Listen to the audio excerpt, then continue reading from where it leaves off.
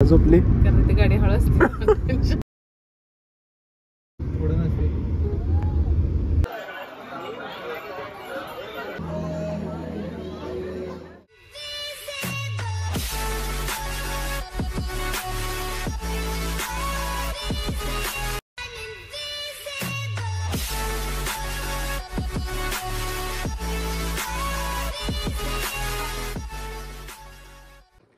Hello everyone, good morning. मी आहे Vaidehi and welcome back to my channel. तुम्ही सगळेजण कसे आहात? आय होप तुम्ही सगळेजण खूप मस्त असाल. तर आज आहे संडे आणि आम्ही जाणार आहोत बाहेर. तर देवीचं दर्शन घ्यायला जाणार आहोत.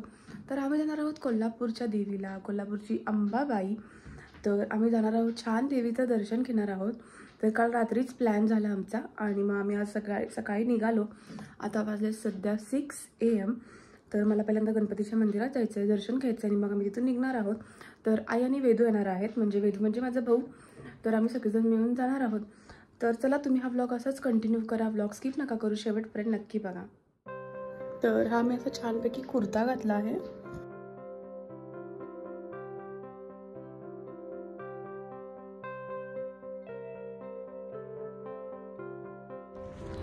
तर आता आम्ही आलो आहोत हॉटेल जय नीलाला.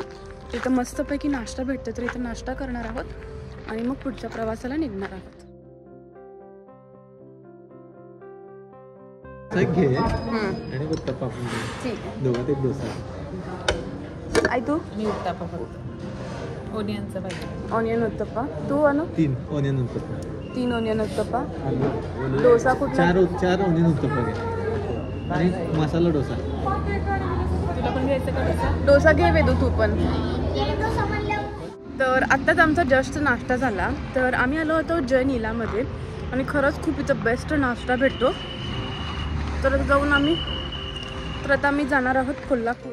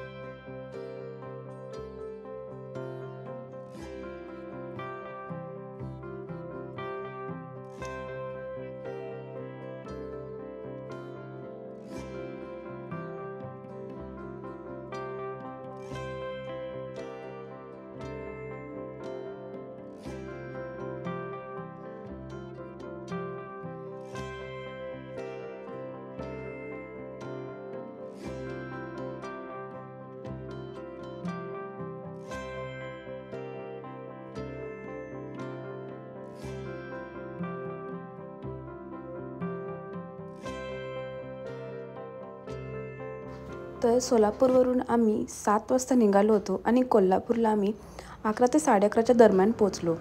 बघितलं तर एवढी गर्दी. आज होता रविवार वसंत पंचमी.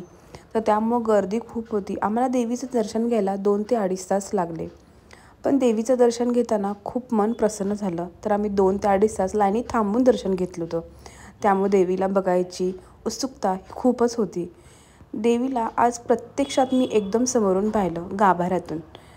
मागच्या वेळेस आम्ही जेव्हा कोल्हापूरला गेलो होतो त्यावेळेस आम्ही एकदम लांबून घेत होतो, कारण त्यावेळेस कोविड चालू होतं.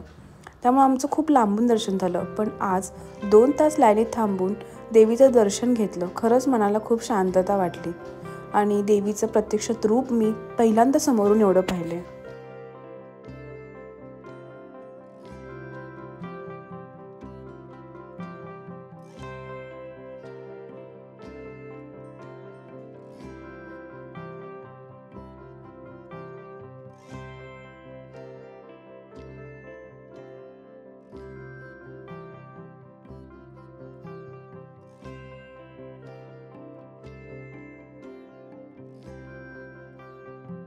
तर आम्हाला अजून दर्शन घ्यायला एक अर्धा तास तर आहे. आम्ही 1.5 तास झालं कंटिन्यू लाईनीत थांबलो आहे.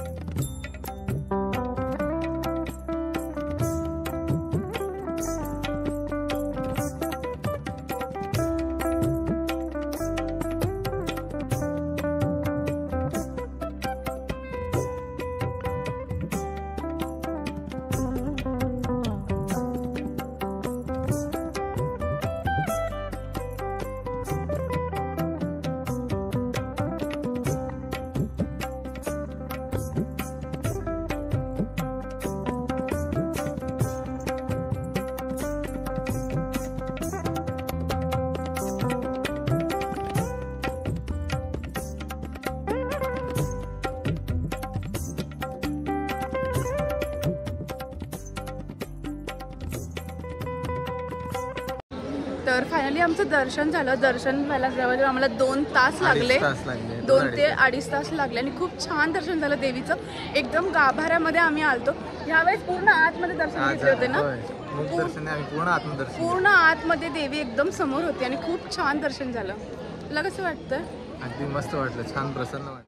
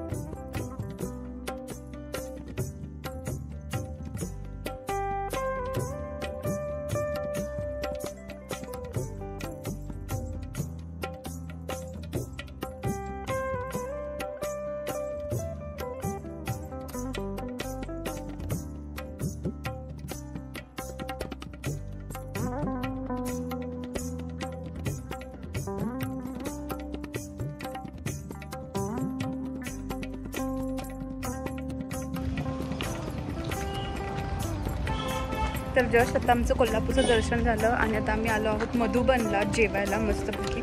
कारण खूप 2 तास झालं आमचं, 2 तासांनी दर्शन झालं आणि आता खूप भूक लागली. तर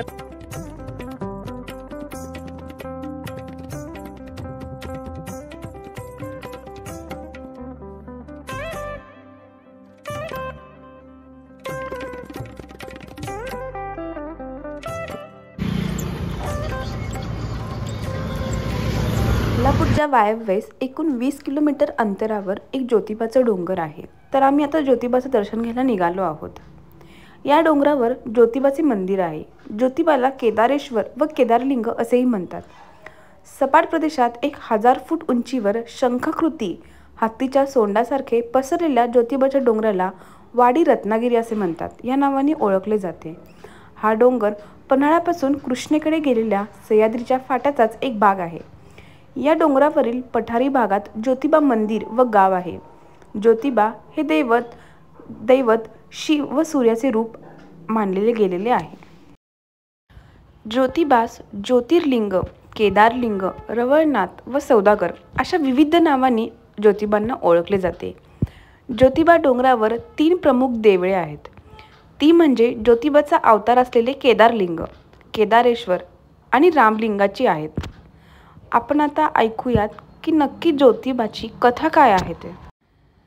प्राचीन काळात कोल्हापूर परिसरात दैत्यांनी एक हाहाकार माजला होता. तेथील जनता त्यांच्या छळाला कंटाळून गेली होती. कोल्हापूरच्या अंबाबाईलाही त्या दैत्यांनी खूप त्रास द्यायला सुरुवात केली. या राक्षसांच्या छळापासून लोकांची मुक्तता करण्याकरिता अंबाबाईने तपश्चर्या करून केदारेश्वरला या दैत्यांचा संहार करण्याची विनंती केली. केदारेश्वराने राक्षसांशी युद्ध करून प्रमुख राक्षस रत्नसुराचा वध या डोंगरावर केला, म्हणून या डोंगराचे नाव वाडी रत्नागिरी पडले. रत्नसुराच्या वधानंतर अंबाबाईने अशी प्रार्थना केली की पुन्हा असे संकट येऊ नये, म्हणून तुझी दृष्टी सदोदित माझ्यावर असू दे. म्हणून अंबाबाईच्या रक्षणाकरिता ज्योतिबाचे मंदिर कोल्हापूरच्या दिशेला दक्षिणेकडे आहे.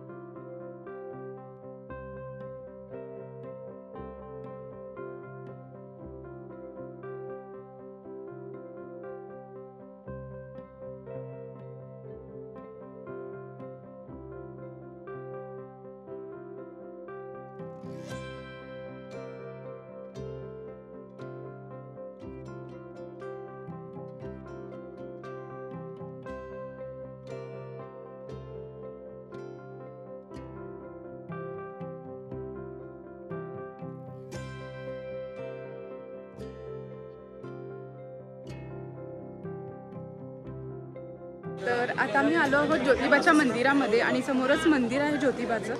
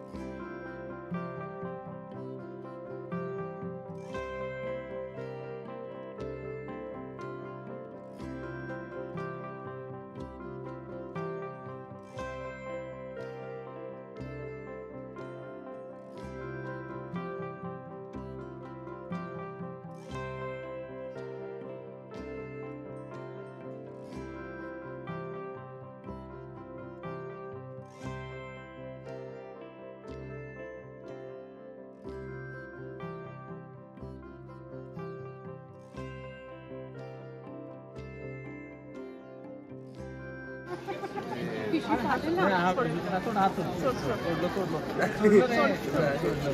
नाही, फाटायला नाहीये.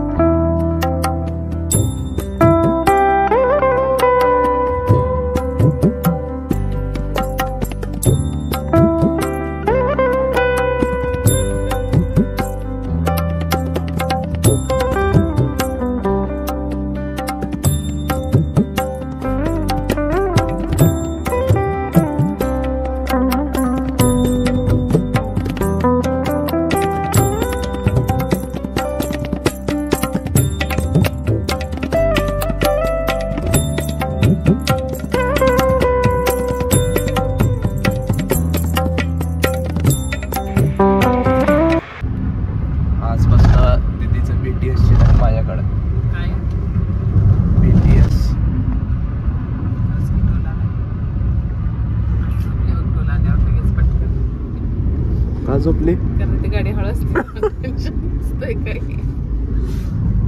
घाबरट दीदी